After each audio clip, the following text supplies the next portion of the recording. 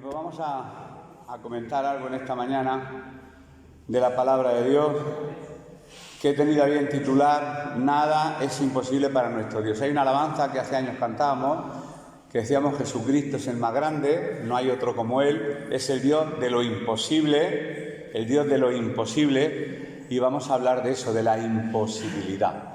Dentro de la estadística matemática están los casos favorables, los casos posibles cuando hablan de estadística.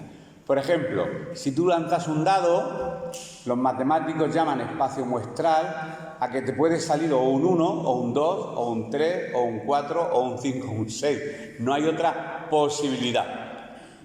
Imposible sería pues que saliera un 7. No es posible, no está dentro del espacio muestral, no está dentro de la lógica, que es una de las bases principales de esta materia, que serían las matemáticas. Pero Dios es un Dios que está por encima de las matemáticas. Y como siempre decimos cuando hablamos de generosidad, que es más bienaventurado dar que recibir, en nuestras matemáticas pensamos que si tienes 5 y repartes 4 te queda 1. Y en las matemáticas de Dios, si tienes 5 y lo das todo, Dios te lo multiplica. Eso es muy distinta. Pues vamos a hablar eso, un poco de lo que... de este Dios de lo imposible, lógicamente, siempre, porque es no un acuerdo, sino un objetivo que nos hemos marcado cuando compartimos la palabra, de ceñirnos única y exclusivamente a lo que dice la palabra de Dios y no tanto a veces, incluimos nuestras emociones, sentimientos, pero todo lo que sea extrabíblico, no. Todo tiene que estar, lógicamente, fundamentado en la palabra de Dios. ¿Quién no conoce en las Escrituras el testimonio? Hay muchos. Hay muchas situaciones bíblicas, no vamos a recordarlas todas, solamente 2 de ellas, donde vemos al Dios de lo imposible haciendo que lo imposible se convierta en posible. Por ejemplo, pues el testimonio de Abraham y Sara, cuando son avisados, sí, de que ella iba a ser mamá, y ella siendo una mujer, ya siendo mayores, de edad avanzada, y demás, pues lógicamente esta noticia que escucha ella le produce risa. De ahí después el nombre de su hijo Isaac, que tiene que ver con esa risa, que ella tuvo risa de decir, pero ¿qué están diciendo? Es imposible, ¿os dais cuenta? No es lógico, está fuera de toda lógica que una mujer como yo, que ya no tiene menstruación, ni que ovula, que pueda quedar embarazada. Eso siguiendo una lógica natural. Pero todos sabemos el fin de esta historia. Nació Isaac. Ante la impaciencia sabemos de que, primero nació de Agar Ismael y posteriormente nació Isaac. Esto como introducción simplemente para poder sellar un poco el título de que nada es imposible para Dios. Sara comenzó a reírse y, sin embargo, por encima de todo lo ilógico de la situación, quedó embarazada y tuvo un niño. El Señor les prometió un hijo. Eso, si queréis saber dónde se encuentra en Génesis. No vamos a leer nada más que un versículo. En Génesis 18, versículos del 1 al 15, ahí se encuentra toda la promesa de la descendencia de Abraham. Sara no creyó al principio esto, y ahí es en el versículo 4 de este capítulo de Génesis donde la palabra dice literalmente, según traducciones: ¿hay para Dios alguna cosa difícil? ¿Hay para Dios alguna cosa difícil? En este caso no emplea la palabra imposible, emplea la palabra difícil, aunque cabría la palabra imposible sin tergiversar lo que dice la Biblia, porque era imposible que con esa edad lógicamente quedará embarazada. Bien, pero vamos a centrarnos en otro testimonio de la palabra de Dios, para que nunca podamos llegar a burlarnos del poder de Dios. Y cualquiera diría aquí en esta mañana, no, yo no puedo burlarme del poder de Dios. Pero sí, a veces tenemos incredulidad. A lo largo de nuestra vida han ocurrido milagros. No hablo de milagros de abrirse el Mar Rojo, pero milagros con un cambio de vida ya. Eso es un pedazo de milagro. Testimonio, situaciones imposibles que Dios las ha revertido en posibles, y a pesar de eso nos olvidamos, continuamos, y cuando nos volvemos a encontrar con otro Mar Rojo, o con otras murallas de Jericó, de nuevo nos tambaleamos y empezamos a clamar diciendo ¿por qué? ¿Por qué?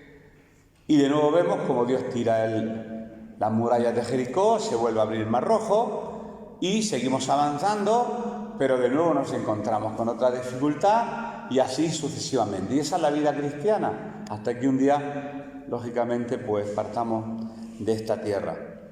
Vamos a ver otro ejemplo, y en este nos vamos a quedar en esta mañana, otro ejemplo poderoso o testimonio de la Escritura que habla de este poder de Dios.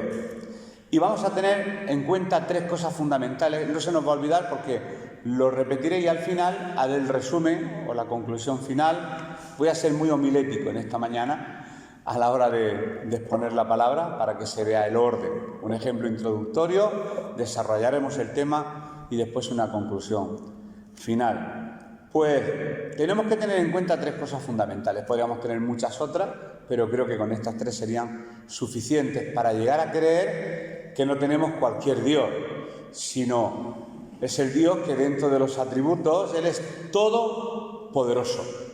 O sea, quiere decir que lo puede todo. Omnisciente, todo lo sabe. Omnipotente, que todo lo puede. Todo lo puede, es el Dios todopoderoso. Y aún sabiéndolo aquí, bajarlo de aquí a aquí cuesta, porque hay situaciones que son tan difíciles o imposibles. Tirar una moneda que caiga de canto, es que eso es difícil. Por eso en el cálculo de probabilidad, para que cuando una moneda se lanza, solamente hay dos probabilidades, cara o cruz. Nunca en ningún libro de texto te encuentras cara, cruz y de canto, no, porque el canto está demostrado que eso es imposible. Podría ser, pero a lo mejor dentro del cálculo infinitesimal habría una entre 100.000 millones de probabilidades de que eso ocurriera. Pero ahí es cuando entra Dios. Cuando para nosotros parece que todo es imposible, Dios es el único capaz de poner una moneda de canto y hacer cualquier cosa. Primero, cosa a tener en cuenta. Primer punto, es fundamental, básico, de base, buscar la presencia de Dios. Y aunque eso parece una frase hecha, ¿qué es buscar la presencia de Dios? Buscar la presencia de Dios. Nos dice la Biblia en el Evangelio de Marcos, capítulo 16, 1 y 2, lo siguiente. No sé si he encontrado bien el texto. Yo tengo a veces, como tengo dificultad en la vista, cuando escribo las predicaciones, añado un número, quito otro y después me doy cuenta y digo, madre mía, qué error. Pero creo que será así. ¿Veis que me equivoco y leo un texto que no se corresponda? Pues tenéis toda la libertad para decirme, no está ahí, está en tal sitio. Yo lo acepto. Cuando pasó el día de reposo, María Magdalena, María la madre de Jacobo y Salomé compraron especias aromáticas para ir a ungirle. Y muy de mañana, el primer día de la semana, vinieron al sepulcro cuando ya había salido el sol. Situación y contexto: Jesús acababa de morir y estaba a puntito de resucitar, y las mujeres, María Magdalena dice aquí, María madre de Jacobo y Salomé, compraron especias aromáticas, se dirigieron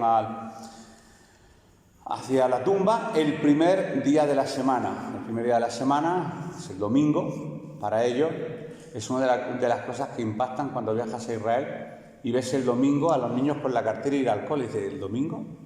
Claro, es que es el primer día de la semana, domingo, lunes, y el viernes ya acaban las clases. Bueno, seguimos. Hemos leído este texto porque hablamos de que una de las primeras cosas que tenemos que tener en cuenta para considerar a ese Dios de lo imposible es buscar la presencia del Señor. Buscar al Señor implica acción.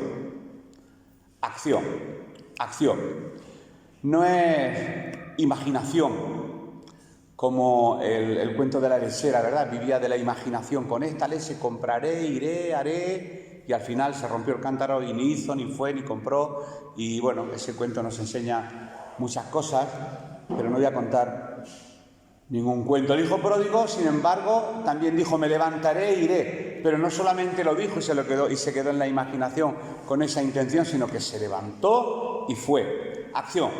La fe en acción. Y eso, lógicamente, tuvo una repercusión maravillosa, que el padre le recibió y entró en el hogar como un hijo nuevo. Dice el pasaje que hemos leído, dice, fueron al sepulcro.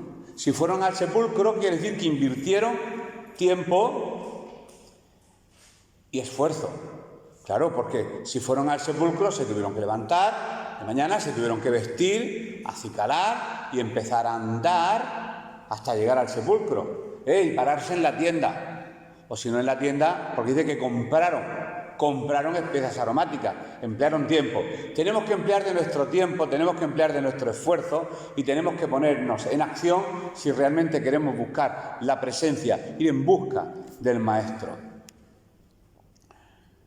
Hay alguien que decía, no se puede dirigir nada con un mando a distancia, así la televisión, pero cuando se trata del ministerio o de la obra de Dios con mando a distancia, quizá esta pandemia a veces nos ha llevado a la obligación, parecía que estábamos, ¿verdad?, con mandos a distancia, todo con mando a distancia, y lo personal es mucho más caluroso, más íntimo. Acción, fueron al sepulcro, invirtieron, como he dicho, tiempo, esfuerzo y aún de lo suyo propio,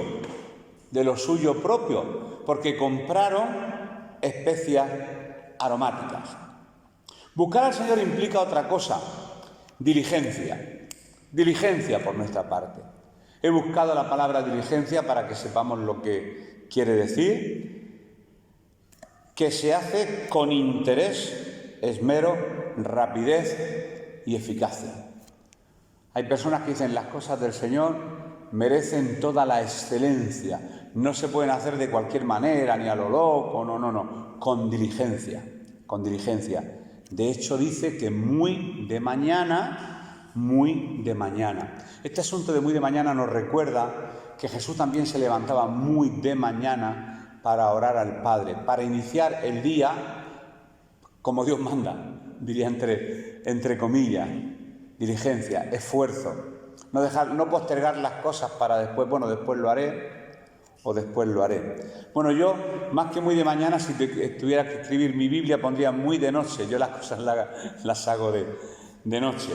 Pero bueno, lo que está indicándonos el texto es la importancia de un tiempo con Dios. Muy de mañana se levantaron, se pusieron en acción y se dirigieron hacia el sepulcro. No hay ninguna cosa difícil para nuestro Dios. Sería, digamos, como la frase que voy a repetir en esta mañana algunas veces. Esto requiere, pues, creer en Él, hacer tu parte, mi parte y, sobre todo, perseverar. Porque la perseverancia o constancia, que también la he sacado de la palabra diligencia, es una acción. Y está poniendo en evidencia la fe que hay en nosotros. Nos podemos cansar a la primera y decir, bueno, ya no insisto más porque no, esto seguro que no, esto es imposible. Y ahí pues empiezan nuestros temores, nuestras incredulidades y dejamos de perseverar. Era el primer día de la semana, hemos leído en este texto, de una nueva semana, porque la anterior había sido horrible. Ellas presenciaron la muerte, el entierro. Estas mujeres que fueron al sepulcro lo presenciaron y pasaron una semanita, la de la Pascua anterior, viendo cómo el Maestro era sacrificado, era muerto. Fue una semana terrible. Sin embargo, hubo un esfuerzo, pusieron diligencia, manos a la obra y fueron a buscar la presencia del Maestro. Invirtieron tiempo, acción, esfuerzo, aún dinero.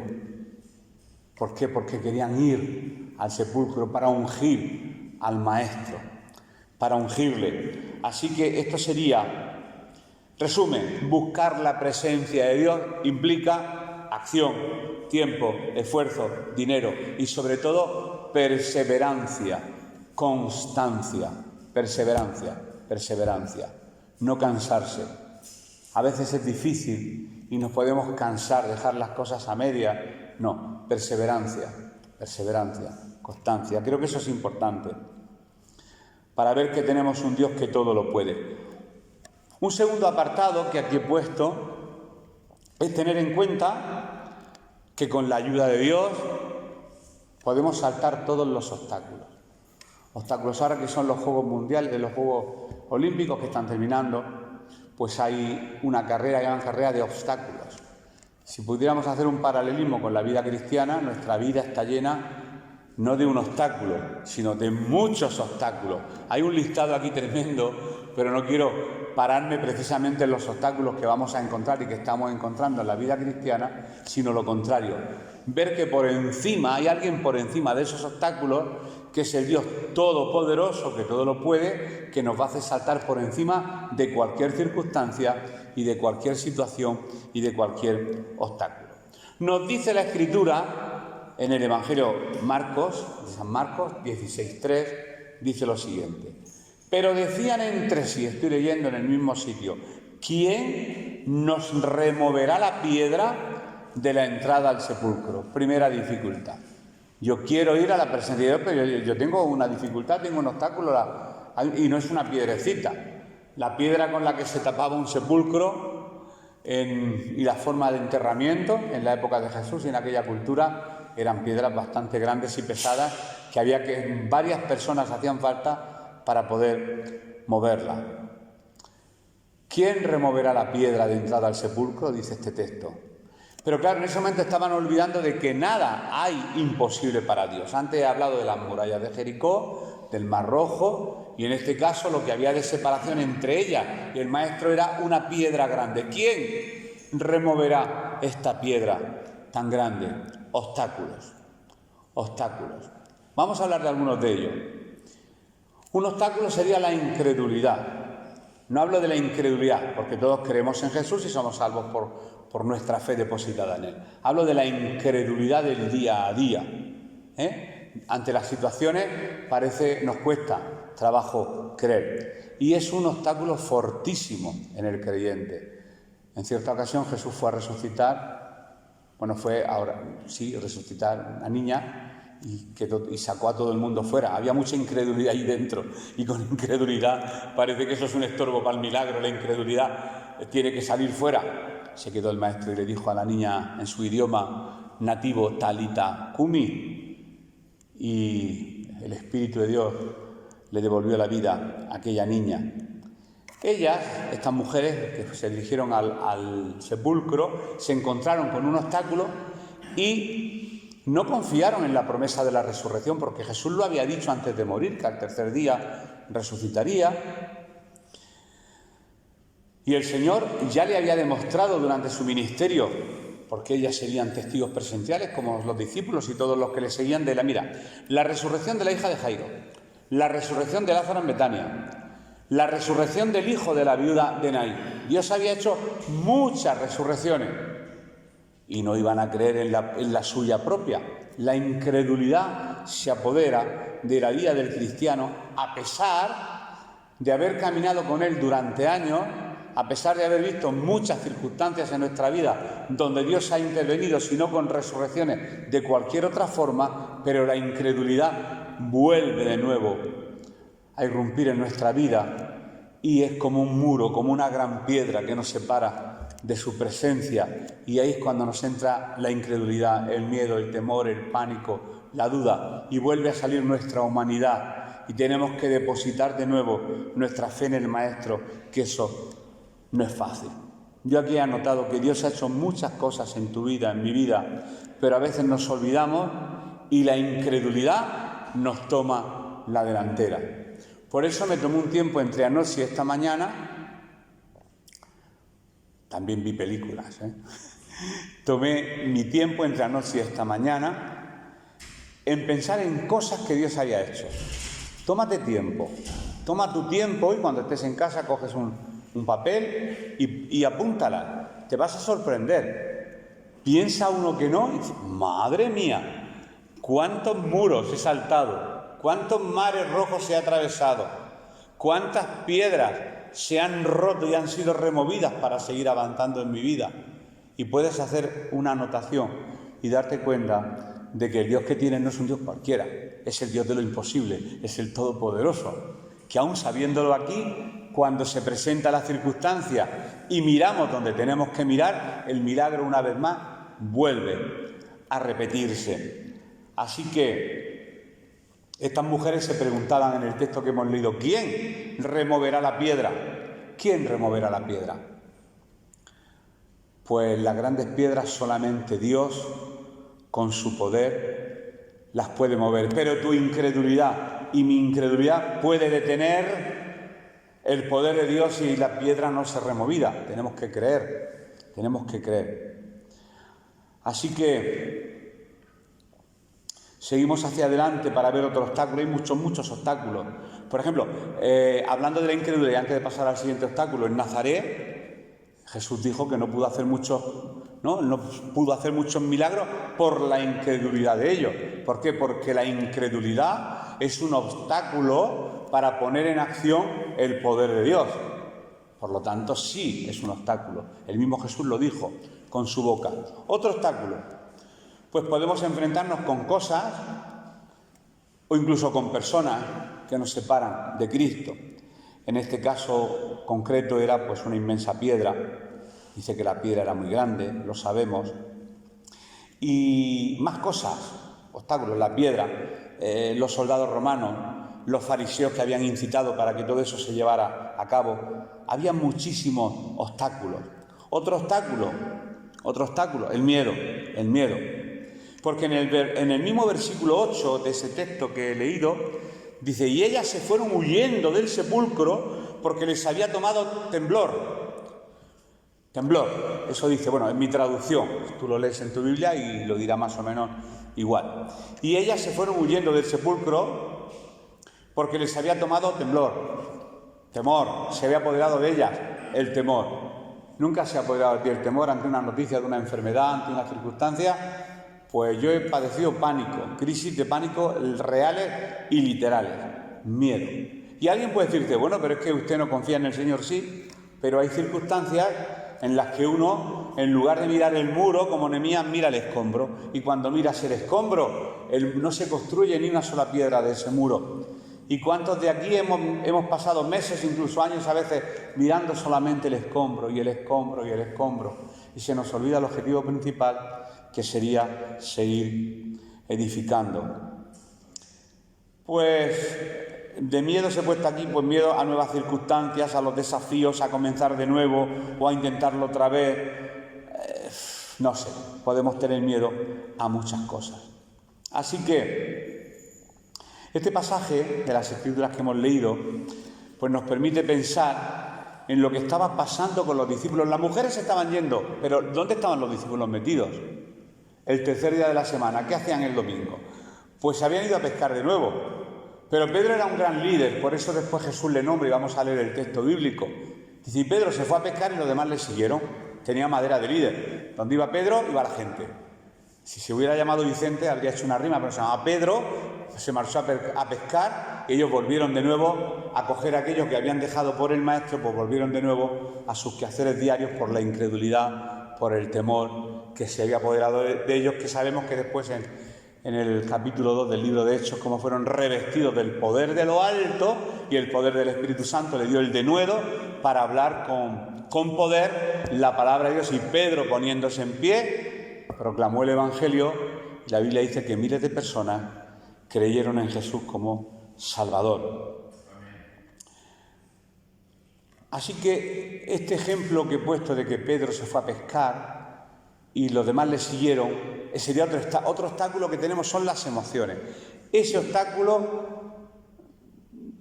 en algunos de nosotros, claro, yo es que siempre hablo de mí, no quiero hablar de mí, porque parece que me lo estoy predicando yo, que también, pero las emociones es un obstáculo grandísimo para no creer en el poder de Dios. Afecta nuestra vida espiritual, afecta nuestra fe, nuestra esperanza, las promesas que hay en la palabra. ¿El qué? Las emociones.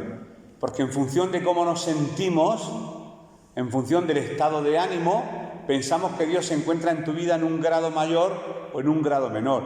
Y Él dice, hay una promesa, yo estaré con vosotros todos los días hasta el fin del mundo. Y en ese todos los días se encuentra tu estado de ánimo alto, tu estado de ánimo bajo, bajísimo, por los suelos. Pero Él no quebrará la caña cascada, ni apagará el pábilo que humea. Ese fuego que parece que se va a apagar, no se va a apagar. Dios aventará, soplará y hay fuego. Y esa caña que parece que está cascada, no está cascada, está doblada, pero de nuevo la volverá a enderezar con su poder. Porque no nos vamos a olvidar nunca de que tenemos un Dios todopoderoso. Los seguidores de Jesús, pues tenían que lidiar con otros obstáculos. Por ejemplo, pues con los enemigos de Cristo. ¿Y quién eran los enemigos de Cristo? El Imperio Romano. Enemigo. Tenían que decir Ave César y ellos no decían Ave César. El Kyrios, del que hablaba Paco el otro día, el Señor, que es una palabra que se ha deteriorado con el tiempo, solamente era para el César. César es el Kyrios, pero a un carpintero decirle Kyrios, aquello al Imperio Romano lo desajustaba. Por eso los creyentes eran encarcelados, apresados al circo romano y devorados por las fieras, porque tenían un señor, un Kyrios, que no era el César, que era un tal Yeshua, como le decían allí en Israel, el hijo de Miriam y de un carpintero llamado José. Pero no eres tú el hijo del carpintero y tus hermanos y tus hermanas, pero ¿de dónde te ha salido a ti todo ese poder y todo eso que dicen sobre ti? Era muy difícil confiar en una persona así. Pues se llenaron de temor y de miedo porque los enemigos de Cristo, como he dicho, era el Imperio Romano, líderes religiosos, y los judíos también, que no creían en él, los espíritus inmundos, los demonios. Además de, no solamente tenían enemigos externos los discípulos, enemigos externos e internos. Y nosotros tenemos enemigos externos y también internos, espiritualmente hablando. Los internos, ya lo he dicho, la duda, pensamientos de incapacidad, temor, etcétera, etcétera. Resumiendo el punto segundo, y pasamos al último. Debemos, para ver que tenemos según Dios de lo imposible, confiar en Dios en medio de los obstáculos. ¿Cuáles son estos obstáculos? Hemos nombrado algunos. Incredulidad, cosas como la piedra, personas que nos apartan de Cristo, el miedo, los sentimientos, la duda, y de nuevo viene la frase de la que esta mañana tenemos que agarrarnos: pero nada hay imposible para Dios. Y eso a mí personalmente me anima. Yo sé que ahora salgo y digo, ¿otra vez a enfrentar? Pues sí, es lo que hay. Esta es la vida cristiana. Porque menos mal que esa base de tribulaciones comenzaremos en el reino de los cielos. Yo durante mucho tiempo, y lo digo, no lo digo de broma, pensé que era a base de sensaciones como se entraba, y no, a base de sensaciones no, de tribulaciones. Entraremos. ¿Por qué? Porque venimos al Señor manchando, nuestras vidas daban pena, como un carbón que mancha de negro, pero Dios lo ha sometido a altas presiones, nos ha metido en el horno de la prueba. Y cuando un carbón se somete a alta presión se convierte en un diamante. Así que en esta mañana, aquí creo que he contado antes 14 personas, somos 14 diamantes en bruto, que estamos siendo pulidos por la mano del Maestro. Así que esta mañana cuando pregunten, ¿cuántos sabes estas 14 diamantes? Hemos ido hoy a escuchar la palabra de Dios y a alabarle, a cantar, a acercarnos a la mesa. Sí, con orgullo podemos decirlo. ¿Que cuesta convertirse en diamante? Madre mía, el horno, el fuego, la prueba, la dificultad cuesta. Pero el Señor ve en nosotros es un diamante. Y tercero y último, Dios es todopoderoso y es fundamental no solamente saberlo. La teoría es muy buena. De hecho, ahora estamos dando teoría. La práctica es en el día a día, sino creerlo.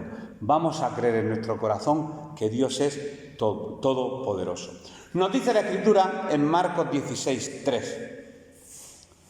Hemos leído que fueron las mujeres que se encontraron con un obstáculo, pero el Dios que todo lo puede, dice, pero cuando miraron, vieron removida la piedra que era muy grande, muy grande. Y de nuevo la frase, perdonad porque a base de repetición se aprende. Recordemos, nada es imposible para nuestro Dios. La removió Él. Él, ¿quién sino? Removió la piedra, que era muy grande. La palabra del Señor nos dice que un ángel removió la gran piedra. Textualmente la Biblia dice, pero cuando miraron,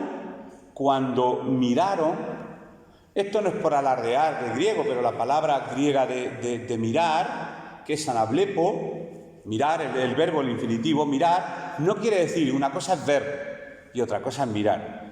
Y otra cosa es oír y otra cosa es escuchar. Y cuando empleamos bien las palabras, es cuando entendemos la palabra de Dios. Dice, cuando miraron. Mirar se traduce literalmente en ese texto como alzar la vista, mirar hacia arriba, recuperar la visión, estar atento a lo que estás viendo. Como Nabucodonosor, cuando se volvió loco por pensar que el mérito y la gloria era suya y se volvió loco, la Biblia dice que solamente la razón le fue devuelta cuando miró al cielo, y de nuevo la Biblia vuelve a usar el mismo verbo. Y alzando los ojos, y tenemos que alzar los ojos y ver que el poder viene de lo alto. El poder no viene de nosotros, el poder viene de lo alto, porque tenemos un Dios todopoderoso y nosotros lo creemos. Seguimos, que estamos ya terminando. Pues estos significados de mirar nos recuerdan que las adversidades y problemas, aún problemas que nos imaginamos, hay personas, y yo me identifico entre ellas, que llaman a los bomberos antes de que haya fuego. Si no hay problemas, los busco. Y cualquier circunstancia, ¿verdad? Es que yo pienso que me va a pasar. Y estaba recordando antes ahí, repasando el texto, que había un chico que estuvo en prisión mucho tiempo, conocía a su esposa por motivo de drogas, y se tiró muchísimos años en la cárcel, cayó enfermo y bueno, le dieron la libertad a la mujer esperándolo. De hecho, la mujer tuvo un hijo de él en las visitas que le puso de nombre Libertad. Y el mismo día que salió de la cárcel, el mismo día un coche lo arrolló y murió. No sabemos ni cuándo, ni podemos hacer planes de futuro. Iré, haré, no, es que nuestra vida está en las manos de Dios y no sabemos lo que va a ser. Hay problemas que nos imaginamos, por ejemplo, decir, le tengo miedo al coronavirus, pero me puedo morir de cualquier otra cosa, porque son miedos infundados, que no tienen fundamento. Por eso tenemos que llevar todo pensamiento cautivo a los pies de Cristo. Cualquier miedo, cualquier temor, todo cautivo a los pies de Cristo. Señor, tengo este miedo, tengo este temor. Reconocerlo no es malo. Él nos escucha. Él nos escucha. La fe y la esperanza se debilitan cuando dejamos de mirar, anablepar, cuando dejamos de mirar con atención a aquel que todo lo puede. Mirar, bueno, ahora yo estoy aquí y veo el reloj, pero no me estoy fijando, estoy viendo, pero a lo mejor, o mirando y no viendo. En este caso concreto, el verbo sería mirar con atención, sería la traducción correcta. Es importante que en este evangelio que hemos leído de Marcos y en otros evangelios como en el de Mateo, nos describe el poder de Dios, en este caso concreto de la resurrección, de una forma increíble. Por ejemplo, en el evangelio de Mateo, en el capítulo 28, versículo de 2 al 4, dice así: y hubo un gran terremoto, porque un ángel del Señor, descendiendo del cielo y llegando, removió la piedra y se sentó sobre ella. Su aspecto era como un relámpago y su vestido era blanco como la nieve. Y de miedo de él, los guardas allí presentes temblaron y se quedaron como muertos. Eso fue una manifestación de la misma gloria de Dios. Es que fijaros lo que dice: terremoto, ángel que desciende del cielo, remueve la piedra, el aspecto del ángel como relámpago, su vestido blanco como la nieve. Y claro, los soldados ante aquella visión, pues literalmente temblaron y se quedaron como muertos. No es que, o sea, como muertos se quedarían sin aliento. Yo no me imagino, yo pienso que también me habría quedado de esta manera. Pero estamos hablando en el tercer y último punto del poder de Dios. Y Dios tuvo poder para enviar a uno de sus ángeles, remover la piedra y que el Hijo de Dios resucitara. Porque nada puede retener, nada, ni la tumba, ni el infierno, ni los demonios, nada pudo retener a Jesús en la tumba. La tumba se va a recordar a aquel que falleció, pero a la tumba de Cristo puedes ir si quieres, bueno, si la que hay dicen que es cierta, a verla, pero no vas a ver a nadie. De hecho, hay un letrero que reza así y dice: no está aquí porque Él resucitó. Entonces no hay nada que encontrar en una tumba donde no hay muertos. Y ese es el poder de Dios, que venció la muerte. Contra toda posibilidad humana, contra toda esperanza, en medio del desánimo de los discípulos, el Padre Celestial demostró su poder. pero a favor de su Hijo Jesucristo, para resucitarle, lógicamente, de entre los muertos. Y en Marcos 16, 5, 6 dice: y cuando entraron en el sepulcro, vieron a un joven sentado al lado derecho, cubierto de una larga ropa blanca, y se espantaron. Mas él le dijo: no os asustéis, busquéis a Jesús Nazareno, el que fue crucificado, ha resucitado, no está aquí. Mirad el lugar donde le pusieron. Como he dicho, la tumba no pudo retenerlo. En Marcos, solo voy a leer estos textos y vamos a ir rematando. Marcos 16, 7 dice la palabra: pero id, esto a las mujeres, id y decid a sus discípulos y a Pedro. ¿Por qué no dice solamente a sus discípulos? Tiene que añadir y a Pedro. Estoy leyendo en Marcos 16, 7. Decid a sus discípulos y a Pedro, añade a Pedro, que él va delante de vosotros a Galilea. Allí le veréis como él os dijo, porque Jesús antes de morir dejó todas estas promesas. Bueno, la respuesta la he dado al principio, porque Pedro era un líder. Y lo que hacía Pedro, cuando le vino el desánimo, todo desanimado detrás de él, a pescar. Y sin embargo, el Señor se acordó. A pesar de que Pedro le había negado, tenía propuesto un encuentro con él en su resurrección para restaurar las 3 negaciones con 3 afirmaciones. Las 3 negaciones: no lo conozco, no lo conozco, no lo conozco, y cantó el gallo. Las 3 afirmaciones: me amas, me amas, me amas, apacienta mis ovejas, apacienta mis corderos. Y el verbo que estaba usando Dios le decía: Pedro, ¿tú me amas? Y el verbo amor que estaba utilizando Jesús era el verbo ágape. Era un amor muy comprometido. Y Pedro le respondía: no, Señor, yo filio, yo un amor un poco menor. Yo no puedo llegar a ese amor que tú me estás pidiendo.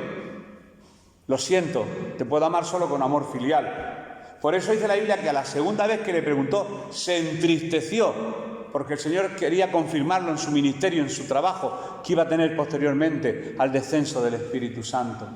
Y restauró la negación con 3 afirmaciones de que sí lo amaba y de que lo iba a seguir todos los días hasta el fin del mundo, hasta su muerte, que murió exactamente crucificado, exactamente igual que su maestro. Así que Pedro fue restaurado. Recordamos y concluimos los 3 puntos a tener en cuenta para saber que nuestro Dios es el Dios de lo imposible. Primero, buscar la presencia de Dios.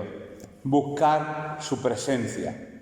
Buscar su presencia. ¿Qué requiere? Tiempo, esfuerzo, dinero, diligencia, perseverancia. Pues ahí estamos. Segundo, con el poder de Dios venceremos todos los obstáculos, mirando como hay que mirar. Mirando como hay que mirar. Puestos los ojos en Jesús, el autor y consumador de la fe. Y entonces todos los obstáculos se vencerán. Josué, ¿por qué cayeron los muros de Jericó? Por la obediencia. Le dijo que diera una vuelta el primer día, otra vuelta el segundo, y que el 7º día diera 7 vueltas. Y Josué llevó las órdenes de Dios, las cumplió al pie de la letra, como un prospecto de un medicamento. Y después haréis sonar el shofar, traducido por trompeta a veces en las Escrituras, y las murallas cayeron. Imaginaros qué dirían los generales de Josué. Le dirían: Josué, pero hemos venido a luchar contra nuestros enemigos, o aquí a jugar al corro Manolo dando vueltas alrededor de los muros de Jericó. No, yo estoy obedeciendo al maestro y no entiendo, pero no se trata de entender cuando seguimos a Cristo, se trata de obedecer. Al leproso de Naamán le pasó lo mismo: 7 veces te vas a bautizar. Imaginaros que en el 5.º capuzón este hombre se harta, no hubiera sido sano de la lepra. Cuando Dios te da una orden, cuando Dios nos da una orden, debemos de cumplirla al pie de la letra, con perseverancia, hasta el final. Y Dios cumplirá su parte. Pero nos desanimamos, entramos en miedo, en pánico, en incredulidad. Yo el primero. Y a veces por eso no vemos el poder de Dios, o al Dios Todopoderoso, que es lo mismo. Buscar la presencia de Dios. Con el poder de Dios venceremos todos los obstáculos que hemos nombrado antes. Y tercero y último, Dios es todopoderoso. Y no solo hay que saberlo, sino creerlo, que tenemos un Dios que todo lo puede. Y tenemos la palabra de Dios para rebuscar y rebuscar, e indagar y nadar. Como decía nuestro hermano Gonzalo, en la Biblia hay que sumergirse y comérsela entera, como él decía, de tapa a mapa. Reflexión final. Cristo, nuestro Cristo, venció la muerte, venció el Hades.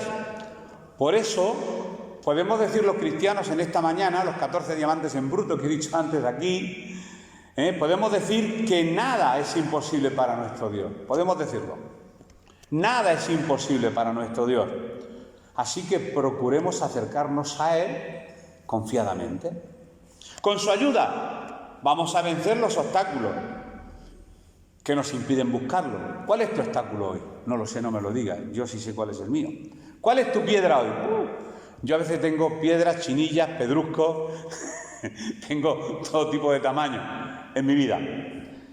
Pues Cristo es todopoderoso y desea ayudarte, ayudarme, fortalecerme y llevarnos al destino que Él nos ha preparado. Y un día estaremos para siempre con el Señor. Pero mientras tanto, yo es que no subo la Biblia porque sabéis que por problema de vista subo el ordenador, pero tenemos la palabra de Dios, puedo agarrarla, es decir, que esa es nuestra guía, la que nos redarguye, la que nos enseña, la que nos reprende todo el tiempo que vamos a estar en esta tierra. Así que quizá acabas de pasar una prueba, bueno, pues vamos a prepararnos para la siguiente porque viene. Y esto va a ser, hasta el mismo día que partamos de esta tierra.